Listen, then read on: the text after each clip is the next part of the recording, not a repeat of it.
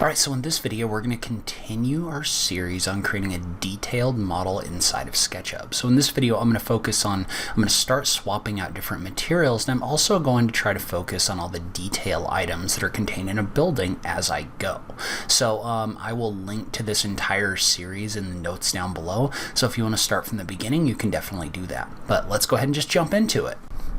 So one thing that I'm really trying to train myself to do when I create models like this is to make sure to include these additional building details. So you can see how what I'm doing as I go is I'm blocking out the items like the different signs and also the lights that are contained inside of this building. And so they don't need to be exact, but it's almost like a reminder to me of where those are going to go. So I'm going ahead and I'm putting those in here as groups so that I know that I need to change them and adjust them to make them more realistic. And so the other nice thing about the way that we're doing this is since we've drawn this and we're kind of breaking out our different spaces, all I have to do is just apply a new material for things like the brick and other things like that.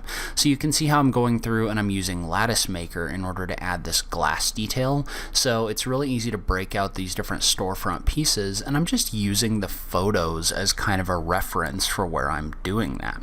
So you can see how since I applied this photo texture to this wall, what I can do is I can come in here and I can just use that to figure out where the glass and other things go. So like for example here, what I'm doing is I'm modeling out based on the shadow on the ground and the height on the photo where this sunshade is going to be.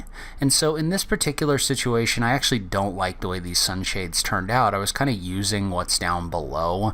I was using the shadow as part of the way to figure out the way this is going to look. And so what I did is I took this whole face, or I took this whole object and I split it up using the extension Lattice Maker, and then I just created a lattice for the thickness of this object, and I set the pane material to nothing. So what that did is that just extruded all of these up based on those lines that I drew in here. So you can see how I did the same thing here that I've been doing with the glass and glazing, but I just told it to not put a piece of glass in there. So you can use Lattice Maker for other things other than just creating windows.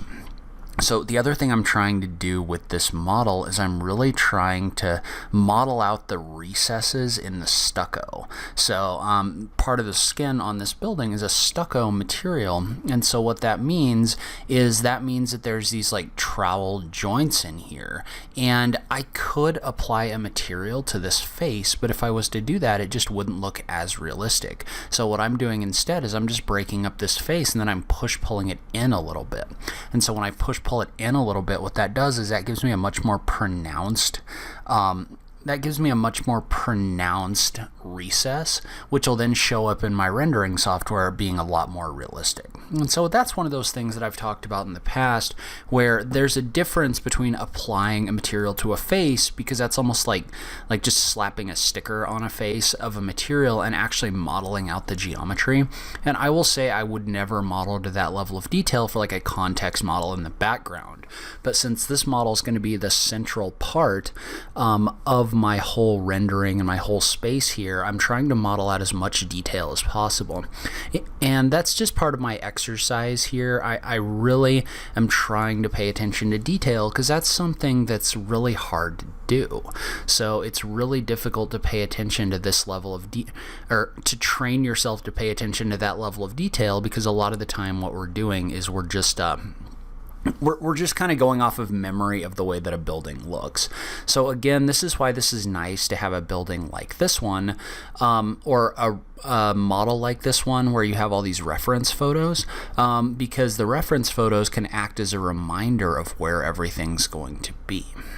And so now what I'm doing is I'm coming through here and I'm going to model out the recess for this door and this entrance space. So I'm just using inferencing to make sure everything's the same height, and then I'm just going to split this up, and I'm going to use Lattice Maker again in order to create my doors and windows. So you can see I'm just splitting this face up where the doors and windows would be, and then I'll select all of the different faces with Lattice Maker, and it'll be really easy to create that commercial style storefront. And I will try to remember to link to that extension in the notes down below. I use that one a lot when I'm modeling this style of building. I really like that extension. So now So now I'm going to come through and I'm just going to model out some more detail on this building. So what I'm going to do is I'm just going to, you can see how I forgot to model in the recess here. So I kind of deleted everything out, or I guess I didn't even delete it out. I guess I hid it, but I just pulled everything back in a little bit so that I actually had the recess door in here the way that I didn't before. And so now what I'm doing is I'm just kind of matching up my texture, material, and size to what I see inside of the photo. So you can use the place texture tool in order to do that. And that's really easy to do with that tool. So you can see how a lot of what I'm doing is just matching up with the photo as I go, which again is one of the great things about a photo reference is you can do that. So, and then I'm trying to remember to add a little bit of an overhang on the parapets and apply a separate material in here as well. And that's one thing that can be important is you need to make sure that you're kind of planning ahead for what your rendering program is going to want. So for example, I know that my metal panel material is going to be different than my parapet cap material, and so I'm making sure to apply a different material in here using the materials inside of SketchUp, because I'm probably going to replace those later on. So if you kind of plan ahead and do that, then this will be ready for rendering in the future. And so the other thing I'm doing, and so now as I create this canopy, one of the things about this canopy is it's really easy to create a rectangle in here and then pull it down a little bit just to give it a little bit of recess. So things in the real world get recessed. They don't necessarily just stay as flat planes. So I'm trying to make sure to include that detail. But then the other thing I'm going to do is I'm also going to model out some supports for this canopy. And so this is something that, depending on what you're trying to do, it doesn't necessarily have to be super complex. A lot of the time, just having the detail in there at all is going to make your rendering a lot more realistic. So you can see how in this case, all I've done is I've created a little steel tab, and then I've made it a component. So I just called it I, and then I'll take that tab and I'll make a copy of it in order to make the support for the top right here. And then I'm just going to model out a little circle, and I'm going to use the follow me tool in order to create like a steel support in here. So I'm modeling out a ring first. So the ring makes it look as if I have a steel piece in here that's connected to this tab. And you can see how since I made this change in one of these components, the change happens in the other one as well. And so what I'm going to do now is I'm just going to draw a line here, and I'm just going to draw a simple circle. Or actually, I'm using the extension lines to tubes in order to create a tube that runs along this line. And you can see how this doesn't even merge into the little rings.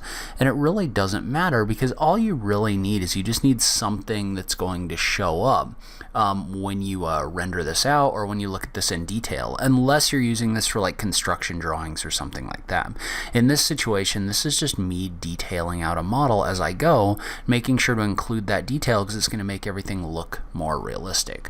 So when you're modeling for something like rendering or something like that, just remember your detail items. That's going to go a long way. They don't have to be perfect because you're not going to look at them super closely, right? I'm never going to create a scene where I'm going to look super closely at those supports, but having them up there in the background is going to add that extra level of realism in here. And so all I'm really doing is I'm just kind of splitting up these faces into the proper materials, or the proper material sections, then I'm applying SketchUp materials. And for some things like this stucco on this wall, I am coming up here and modeling out the detail joints as well. So again, that was really important to me in the creation of this model, was just including that extra level of detail in here. So all I'm doing is I'm just drawing a little rectangle in here, and then I'm pulling it in. So because I've drawn these faces as raw faces, they're not grouped, it's really easy to do that.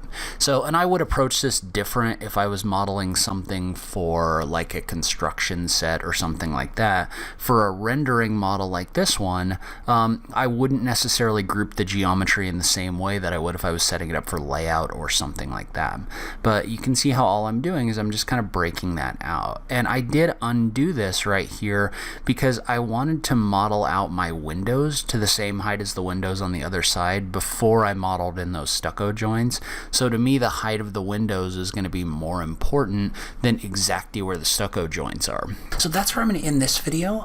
We'll continue this series sometime next week, but leave a comment below. Let me know what you thought about it. If you learned anything from the video, I just love having that conversation with you guys. If you liked this video, please remember to click that like button down below. If you're new around here, remember to click that subscribe button for new SketchUp content every week. If you like what I'm doing in this channel, please consider supporting me on Patreon. Every little bit helps, even if it's only $1 a month. So make sure you check out that link in the notes down below. But in any case, thank you so much for taking the time to watch this. I really appreciate it, and I will catch you in the next video. Thanks, guys.